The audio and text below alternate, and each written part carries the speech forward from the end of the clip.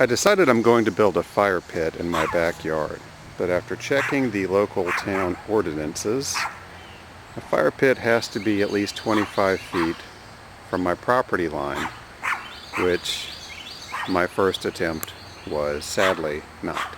So the first thing I have to do in building my fire pit is fill in the hole from my previous fire pit. Then I'm going to check to make sure that I'm 25 feet from the property lines, and also I have to be 20 feet from any raised structures, which would be that crappy looking shed. So I'm going to get 20 feet away, and I marked my spots with a little fluorescent paint. There's my 20-foot mark.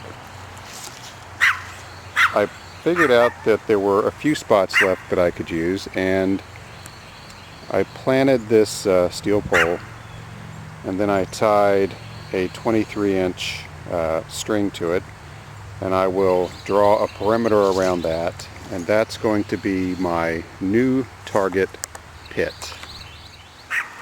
So there I have established my perimeter for digging the hole, and I'm fairly close to a tree, but I know that in a couple of years that tree is coming down, so I don't feel too badly about that.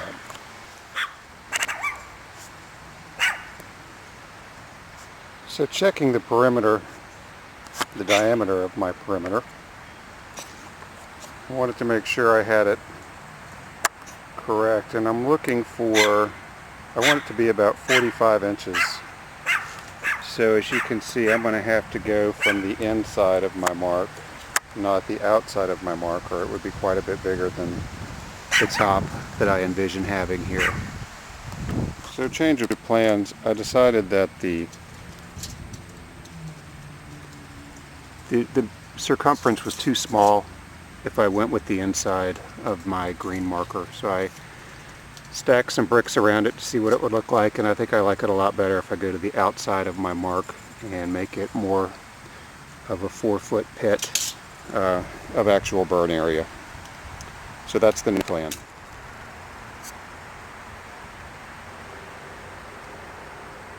So the first layer is off, and if you'll recall the pine tree, digging this close to the pine tree, and I'm probably within about 8 feet of the pine tree. You're going to have roots, so I've got the pickaxe just to help bust through that root structure there, and hopefully it won't jeopardize the integrity of the tree until I have the budget to remove the tree.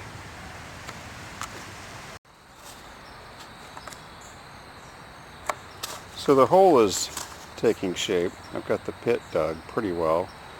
Did run into some root structure.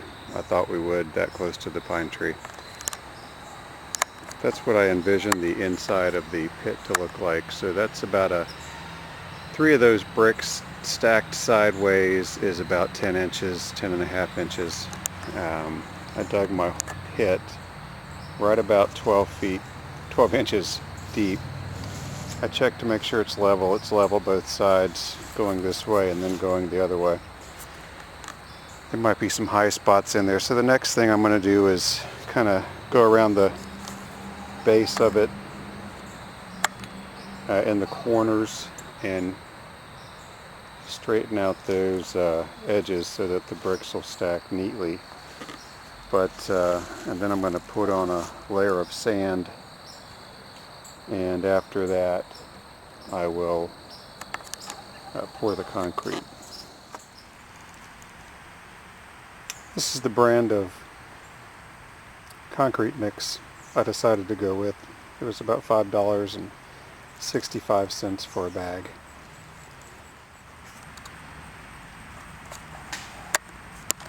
The first bag didn't go as far as I had hoped. Didn't even get a complete covering, and that's not a very thin layer. I mean, that's not a very thick layer. And it's pretty uneven, so I decided to go ahead and get 2 more bags of the concrete mix so that I can have a nice, fairly level platform to put the bricks on. And so as far as mixing the concrete, I'm taking this approach just kind of what they call cratering, by putting a little trough in the middle of the dry mix, and then I will add about 2 quarts of water. Actually, it might be more than that. I'll have to check the bag again, and then mixing it up before I put it in.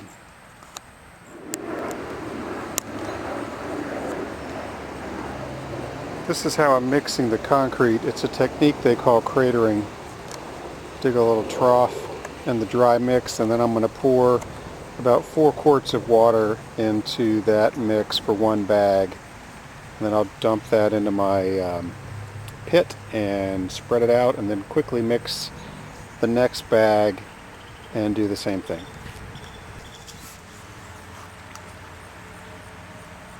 So I poured the cement and I flattened it out, leveled it out as best I could. There's still some rough spots, but that's okay because it's just a floor for wood burning fires. And then I went ahead, even though it's not completely dry, actually it's not very dry at all, I started to stack the bricks in there because I wanted to see if I had some high and low spots in the concrete. I figured it would be easier to work with when it was wet. And I did. I found some spots. There's one, there's a bit of a gap, but I just kind of wiggled the brick in there so that it would be better seated and I could stack them. And then I decided to add the second and third layer of brick so I could see if it was vertically level. And hopefully that's not going to impact the drying or the ability of the cement to dry. And it's not, excuse me, it's not incredibly vertical. I can see that wall, this right here seems to be leaning in just a little bit, but I don't think I'm going to try to change that. I might wiggle those bricks down at the bottom a little bit more. But the next step is I'm going to fill in dirt around the gap, because I ended up, in order to make the bricks match up evenly, I ended up coming in a little bit from my circumference. Each layer is 17 bricks. And I'm going to use a combination of sand and the dirt that I used or saved from digging the hole to pack in behind those bricks, since I did not use any kind of adhesive to join the bricks. And that should provide some stability from the fire pushing it out if a piece of wood hits it or something. And then I'll put something on top of all this to kind of weight it down and strengthen the structure. And I probably, at this point at least, I think I will use some kind of adhesive on that top layer that's going to be above ground. Hopefully it's not too dark to see. I decided to take my wife's advice and put gravel between the outer wall and the bricks. Hopefully you can see that. And then just top it off if need be, because I only got 2 bags of the gravel. Top it off with some dirt, and then I've got the stones ready to go around the top, and we should be ready shortly to have a finished fire pit.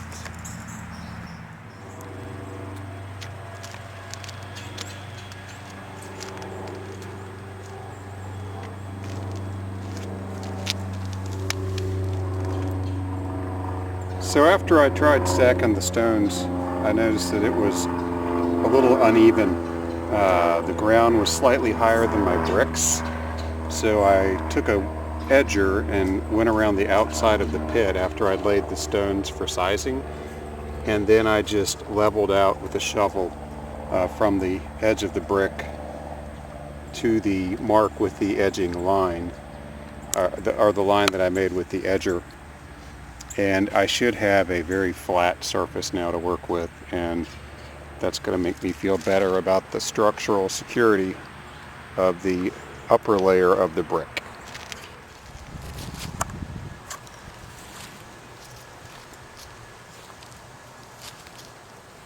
And we are all in cost-wise on this project, about 150 bucks, maybe a few dollars more, but right around 150.